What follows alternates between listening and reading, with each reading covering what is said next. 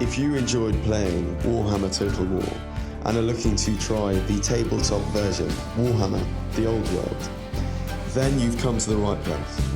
In this series, I aim to give people a flavour for their favourite armies with painting tutorials and discussion of what armies are like to collect and play. Hey, my name's Sam and welcome to West Coast Minis.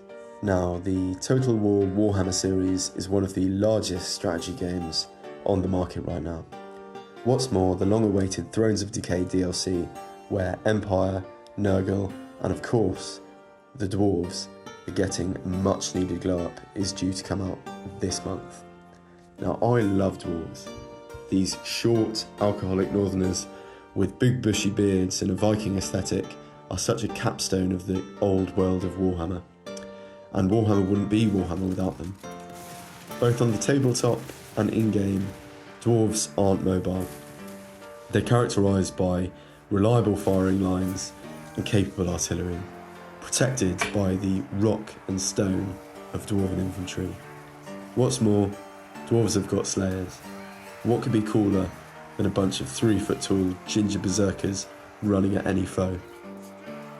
Now, over on the tabletop, Games Workshop is finally releasing the Dwarf Mountain holds for Warhammer the Old World. What we're seeing is a load of fantasy 7th edition models that your Total War Dwarves are based on. Over there you can see a Goblin Hewer from the trailer to Thrones of Decay, as well as older models like this drunk with his donkey on his cart. Yep, Dwarves are back, and there's no better time to pick up a paintbrush than now. There's also a host of newer models incoming, such as a new Ungrim Iron Fist model and a multi-part Dwarf Lord Thane set. For me, however, Dwarf Warriors have always been the foundation to build any Dwarf army from. The art style you see in Total War was a long time coming in the making. Behold, the first Warhammer unit I ever owned. Now, come 7th edition, Battle for Skull Pass came out, Dwarves are the centre army, and their warriors got a nice new glow up themselves. However, this was in 2006, and my Dwarf Warriors would be happy to know that they're legally allowed to drink in the UK. Though the 7th edition models will always have a place of nostalgia in my heart, I really love the Highland Miniatures Dwarf Warrior set. And it's one of them that we're going to be painting today. So here's our Dwarf Warrior from Highland Games. He's been 3D printed and then put on a 25x25 base ready for the old world. The basing has been done with milliput and a texture roller. He's then been primed black and then white to generate some shadows. However, there's no real requirement to do this, so if you can just get a white spray can, you're fine. Now, I've also painted the base with grey and black just to differentiate the base from the model for your viewing enjoyment, but I'll cover basing in another video. Now, as I'm trying to encourage new people into the hobby, I thought it was best to refine my paints to the contents of an affordable starter set, of which I've chosen the Army Painter 2.0 Speedpaint starter set. If you're watching this from the UK, you can pick this up for about 30 quid. Within the paint set you get 10 paints. Those are blue, brown, black, bone, green, red, yellow, silver, purple, and a flesh colour. You also get a painting guide as well as a paintbrush, which again I'll be using for the duration of this video. I've got a cheap palette from Hobbycraft that I've sprayed in the same colour as the model. Reason being, it will show me what my paint looks like once dry. Now, these speed paints and Games Workshop's contrast paints are something called a paint medium mix, which flows easily over a surface and gathers in the cracks. What this means is there'll be less paint on raised areas, therefore the paint does its own shading and highlighting. Now, we need to be aware of this and how it flows when we paint the model, and this is also the importance of doing a white underlayer. Now, these paints have got a complex alchemy, so don't drink them, but do shake them. This will ensure that you're painting with the right colour as is intended. Now, when you pour onto whatever you're using as a palette, remember a little paint goes a long way. so just a little bit of pressure to the bottle will do. And to avoid unwanted spills, make sure to reseal your paints when not in use. Now I'm using peachy flesh here to go over the arms, the hands and the face. And you'll notice with the flow that it's gone into the beard. However, as Bob Ross says, it's just a happy little accident. And quite nicely, this will add richness to the beard when we get to it later.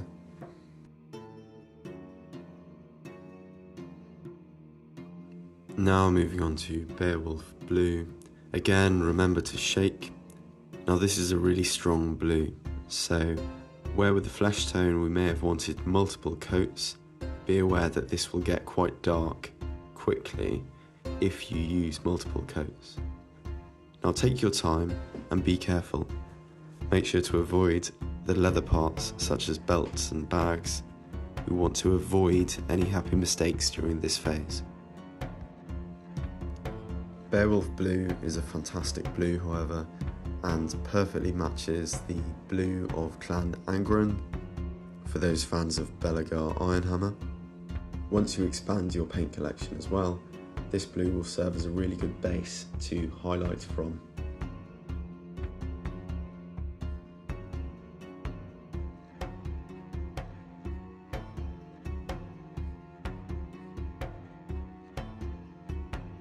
Satchel Brown by name, Satchel Brown by nature. When I started this video, I thought that Citadel Colours Contrast Garagax Sewer, whatever a name that is, was the best brown for leather.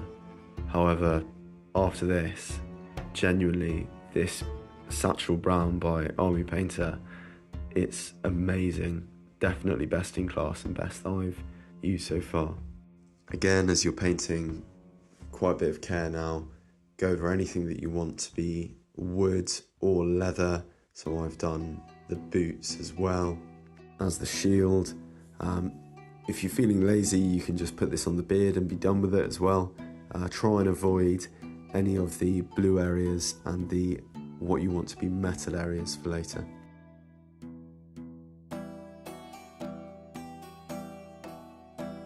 I've used pallid bone to represent an off-white underrobe, however blue or brown could also be used. So use broadsword silver to brush over any parts that you want to look metallic. Now this was my first time using a contrast metallic and I was actually really impressed with it, and you can see when I swirl it round the breadth of pigments in the paint. This is one where it's really important to give it a really good hard shake before. What I will say is that it flows really quickly, so one for consideration if you've got any delicate parts to paint with this. You could, and this might seem counterintuitive to what we normally talk about, give it a minute to dry, and by doing so it will lessen the flow and the paint will act a little bit more like a normal metallic paint.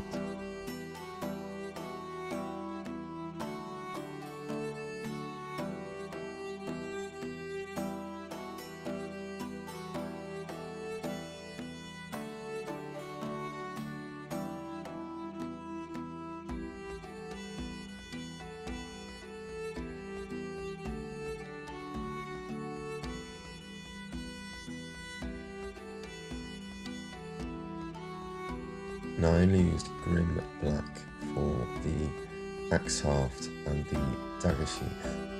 However, it could also be applicable for the boots or leather parts as well as the beard. Now I was really impressed with this black. It's got really good flow and leaves a really rich black colour. Alright, so here's how this set really comes into its own. We're going to turn our metallic colour into a brassy colour by mixing 1 drop of peachy flesh with 1 drop of zealot yellow. Now just apply this to the metallics where you want it. Now I've used this for the rune on the shield, the trim on the helmet, as well as some of the buckles on the leatherwork. Just beware with this that unless you've got a metal to highlight, this can make things go a little bit darker than you want them to be. Now for the beard, I want you to add 2 drops of the pallid bone colour to your yellow peach mix. And you're just going to spread this around the beard, making sure you've got good coverage. So there we have it, a really quick battle-ready Dwarven warrior in only 8 steps of painting with just one paint set. Our Dwarven warrior has blue heraldry, but you could just as easily use the red, green or even purple to represent another hold. Now I'm keen to trial this paint set on the vibrant colours of the Empire. But where do you think I should go? Let me know in the comments below. So if you're unsure about dipping your foot in the water into this hobby, I definitely recommend it. You've got nothing to lose. But for all of you, thank you for watching, and I look forward to seeing you on the next one.